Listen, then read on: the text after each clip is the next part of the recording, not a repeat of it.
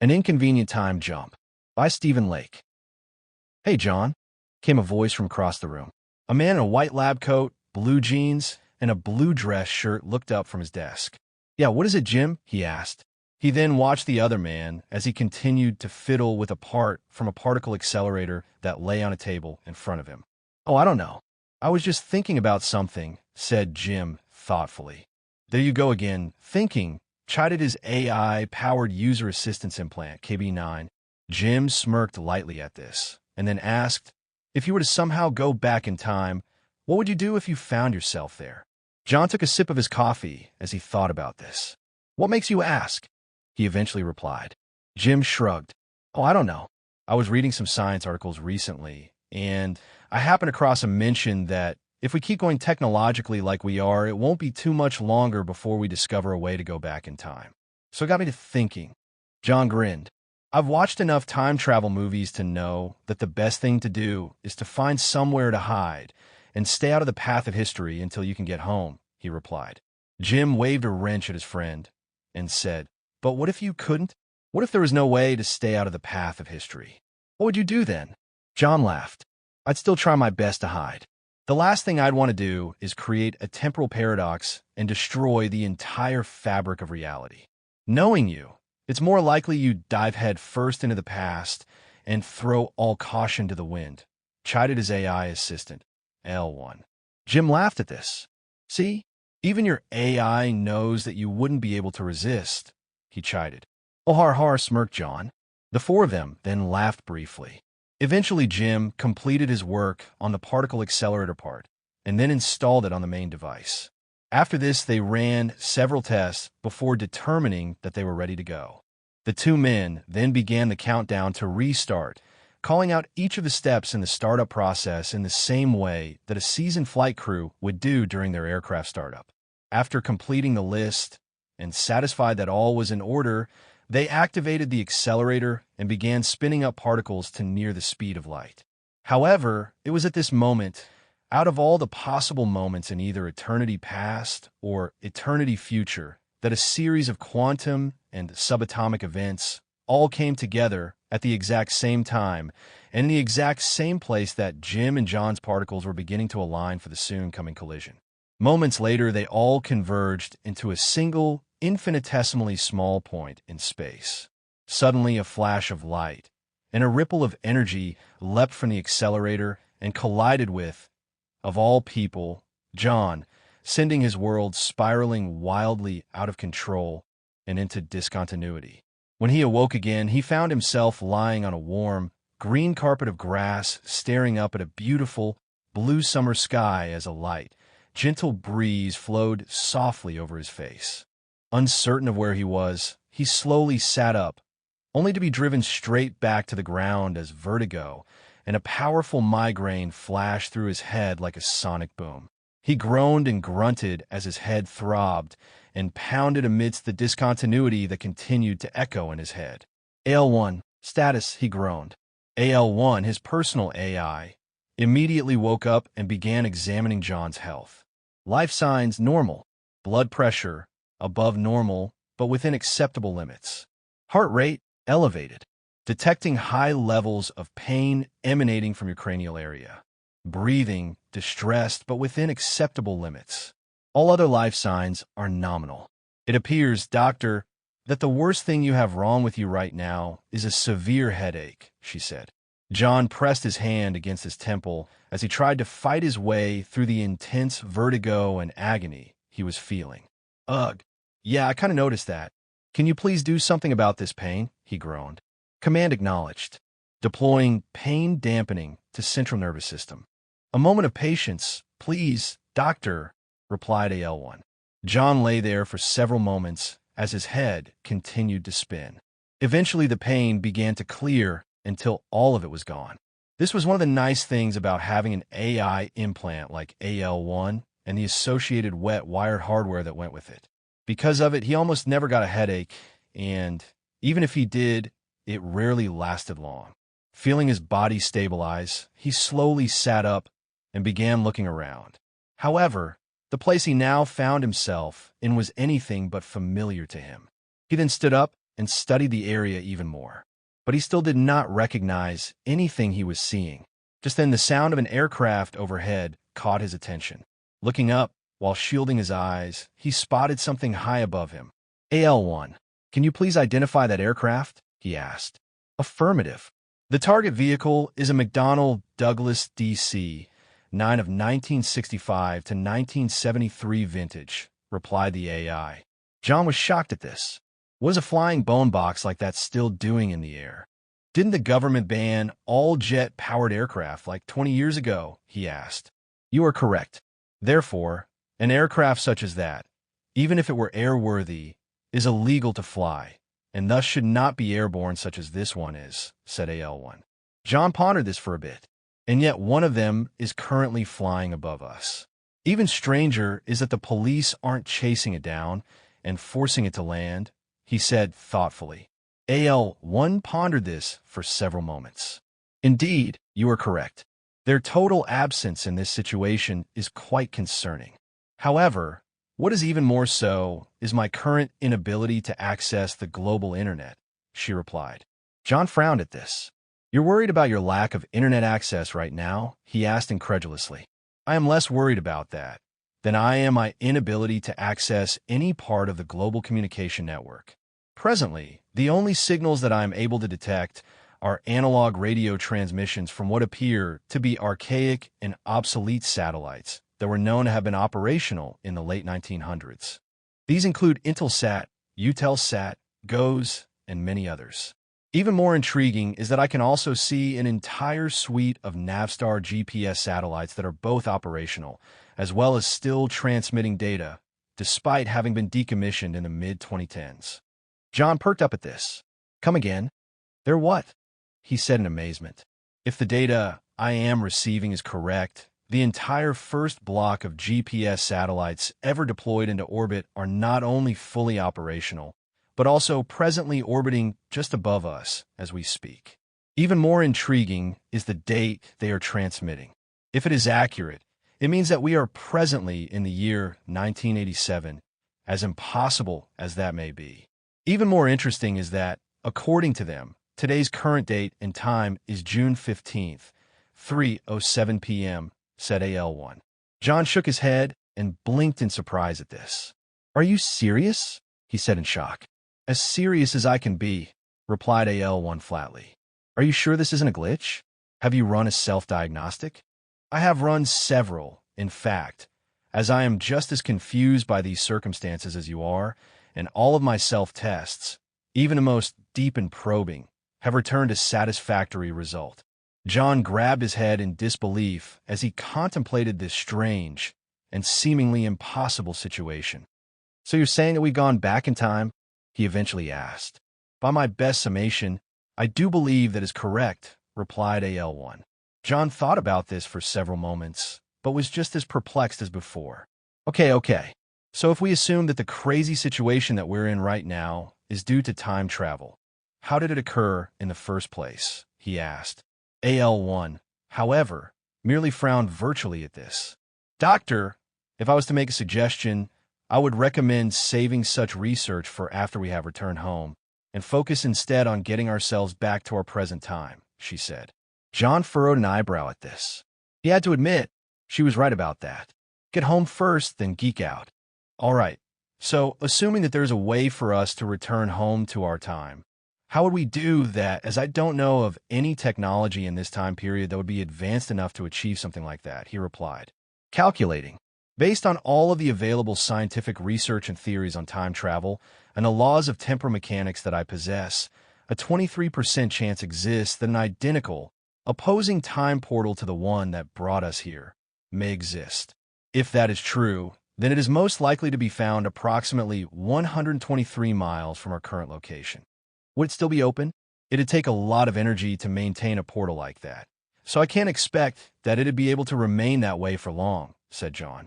AL-1 pondered this briefly. You will be correct in your theory. Calculating. The approximate time remaining until the portal reaches entropy and collapses is around 6 hours, 23 minutes. Although, without more detailed information to calculate with, that guess is, at best, marginally accurate. And what if we miss that portal? Then we will be trapped here in the past, forever. John frowned slightly at this. All right, and is there any historical evidence that we were indeed trapped in the past? In other words, obvious clues in history that point to our presence here in this time period? Checking. Based on all available data that I have, there is none.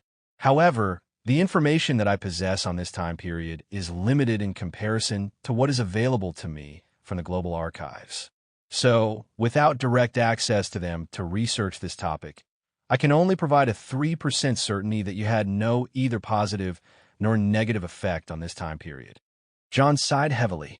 So, in other words, we don't know. So we're going into this blind. Yes, it would appear so, replied AL1 flatly. All right, then I guess we need to get moving. What's the closest means of transportation in the area that is available for us to use? Asked John. Scanning. Detected local residents approximately 1.35 miles due east-southeast of here. Located in front of it is a vehicle of this time period that will satisfy our need for locomotion, said AL1. John pondered this quietly for several moments as he weighed all his options. I assume the vehicle is somewhat ancient, he asked. Details are uncertain at this range. I can only detect that it exists. John nodded at this. All right, then I guess we should get going. This walk shouldn't take us more than, about 30 minutes, he asked. Under ideal conditions. That is an acceptable estimation, replied AL1. John sighed heavily at this, and then began to walk. After traveling for what felt like forever, even though it was only 30 minutes, he came to a house in a small, rural suburb that sat along a quiet, country road and spotted a boxy, dirty brown automobile that he didn't recognize. Seeing it, he automatically became nostalgic for the point-to-point transporter systems that he enjoyed back home in his own time period. So what kind of vehicle are we looking at? He asked. Per my scans, it appears to be a 1985 Buick Skylark. The engine is a 2.8-liter V6 with a 4-speed manual transmission. John pursed his lips incredulously at this. Oh, this is going to be fun. I've never driven a stick shift before.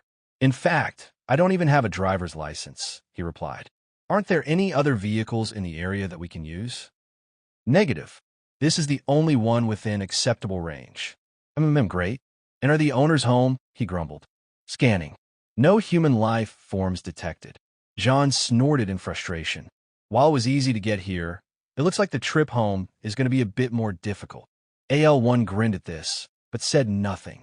John then hurried up the driveway into the driver's side door of the car where he tried the handle, but found the door locked. It looks like the door is inoperable. Now what? He asked. Allow me, said AL1. She then took control of John's arm, extended out his hand, and materialized a holographic key in his palm. John looked at this curiously. And what am I supposed to do with this? He asked. Put it in the door, silly, grinned AL1. John looked briefly at the key, then the door, then the key, and then came to the realization of what she was saying. After a brief bit of fumbling, the door unlocked, and John got in. He then stared at the dashboard of the car, but felt completely lost and unsure of what he should do, especially since he'd only ever seen cars like this in museums, but never firsthand. Understanding his confusion, L1 carefully walked him through the process of starting the vehicle with a holographic key and then working the pedals, handbrake, and gear shift to operate the car. At first, he was a little clumsy in how he handled it, but with AL1's help, he quickly acclimated himself to its operation. It wasn't long before he was on the road and headed in the direction that AL1 predicted he would find a return portal that they needed to reach before it disappeared forever. But because he was so unfamiliar with driving an old antique car like this, he suffered a slight case of lead foot, causing him to be noticed by one of the local police officers. Upon hearing the siren and seeing the lights flashing behind him, John immediately knew he was in trouble. It would appear we have captured the attention of the local authorities, said AL1. Yeah, that much is obvious. Any chance we can outrun them in this? Asked John. Based on the known specs for this vehicle and the specs of the vehicle chasing us, that is unlikely. We are better to come up with an alternative solution, or we may miss our window and find ourselves in jail for grand theft auto. John groaned at this. Wonderful. Any ideas on how we can do that? He asked. AL1 pondered this briefly and then looked down at the key that was in the ignition. Even though she only had the ability to make one hologram at a time, the fact that the car was already operating meant that she could abandon her current hologram and quickly create another. "Stand by. I have an idea," she said. Just then a group of large cattle appeared in the road behind them. Not realizing that they were merely holograms, the police immediately slammed on the brakes, sending their car careening off into the ditch.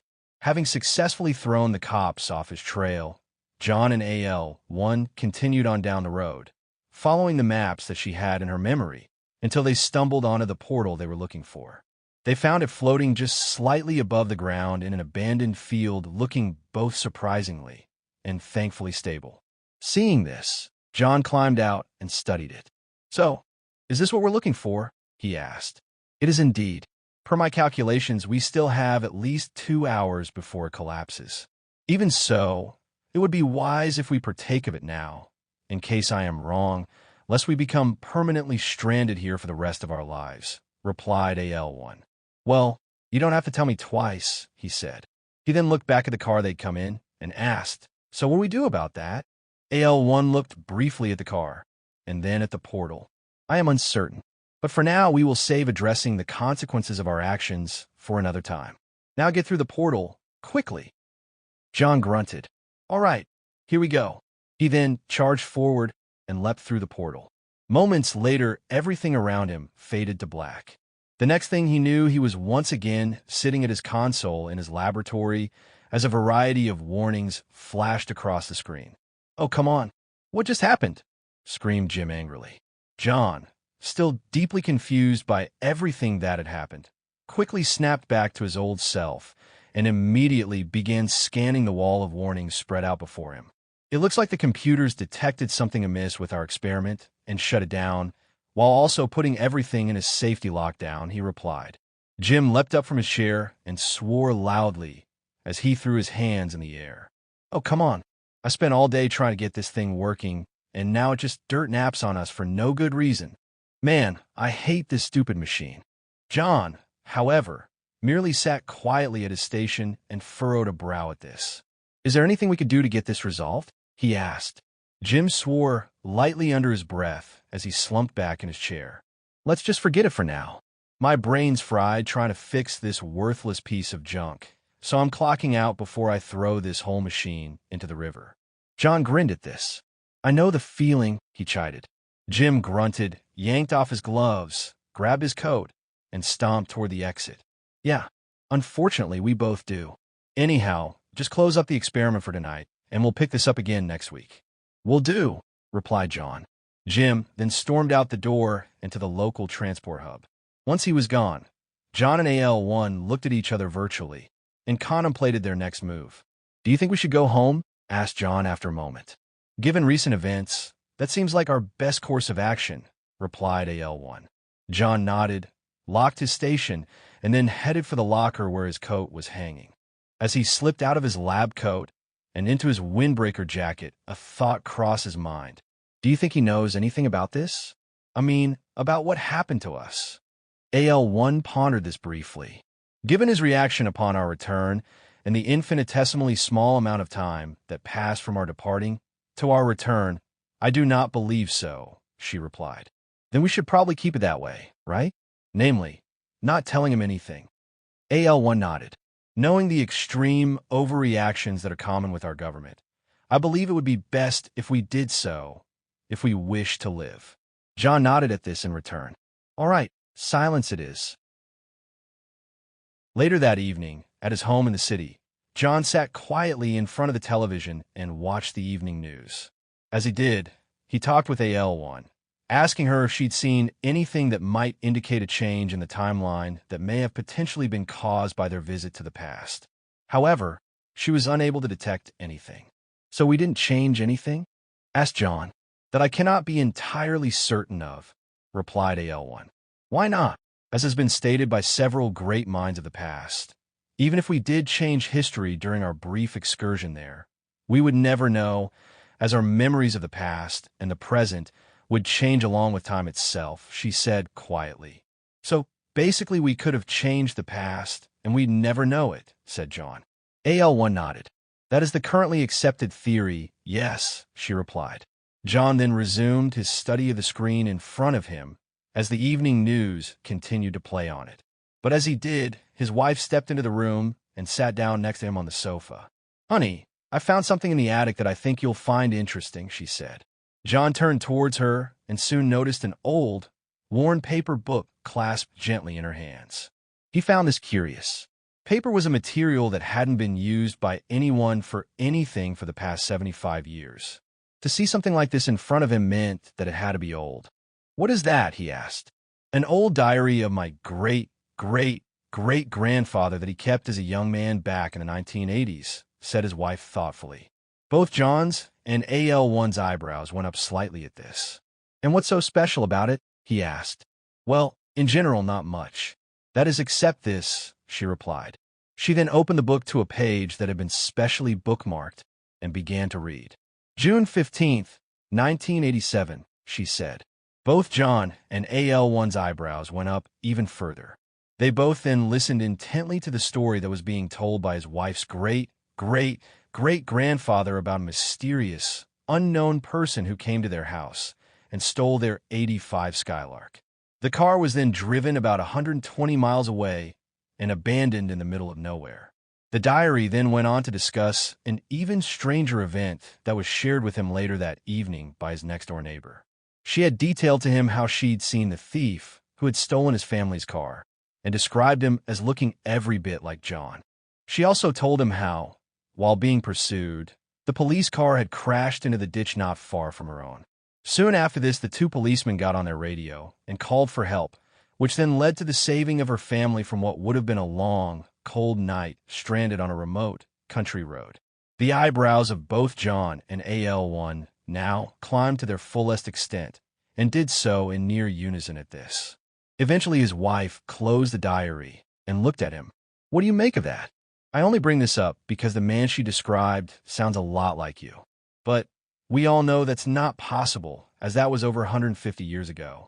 Yet the way he was described bothers me," she said. John, despite his obvious expression of shock and surprise, remained amazingly calm. "I doubt that's anything special, honey. I mean, like you said, it was over a century and a half ago. So it was probably just another man from that era that looked like me. After all, something like that is not entirely unheard of," he said. "Nice bluff," said AL1 quietly. "But I just can't shake this feeling that there's something more to this," said John's wife. John waved dismissively. "Nah, it's nothing, as it's entirely impossible for that to have been me," he replied.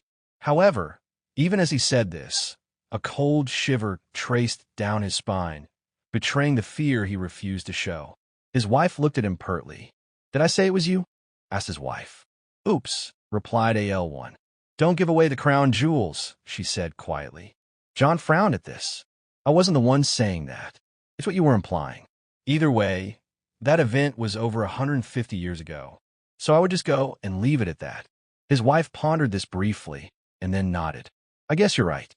Well, then in that case, I'll just go put this away as it doesn't need to be out anymore," she replied. John watched quietly as she left and made her way upstairs. As she did, he got up and walked out onto the back porch of the house. He then looked up at the growing darkness of the nighttime sky and pondered a great many things. As he did, AL1 became curious. "What are you thinking?" she asked. John didn't say anything immediately, but merely continued to stare at the stars. After a bit, he let out a deep sigh and lowered his head.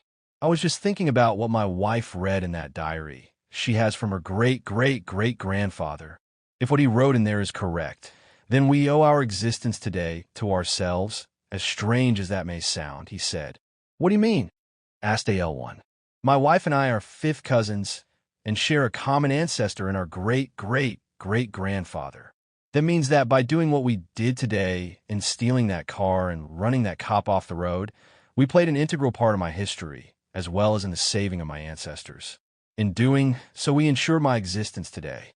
Talk about a crazy ride through the world of temporal mechanics." AL1 quietly pondered this revelation and thought deeply about it for several moments. "Yes, it is indeed interesting how space, and even time, have worked together to ensure that the past played out in the way that it needed to in order for the future to be what it is. This also seems to lend credibility to the idea that you can't change the future because you can't change the past. So if you did find yourself in the past again, you will only become part of it, rather than transforming it as some have theorized, she replied. John pondered this briefly and then smiled. Yeah, that's probably more true than either of us realize.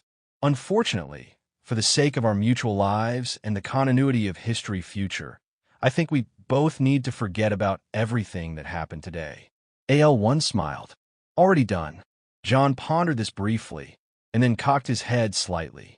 What's done? He asked. AL1 giggled. Oh, nothing. John's gaze then drifted skyward again. Even though AL1 had stripped away the memory of his time in the past, some part of him still felt the truth pressing down on him. Eternal and inescapable, like the very stars themselves. The end.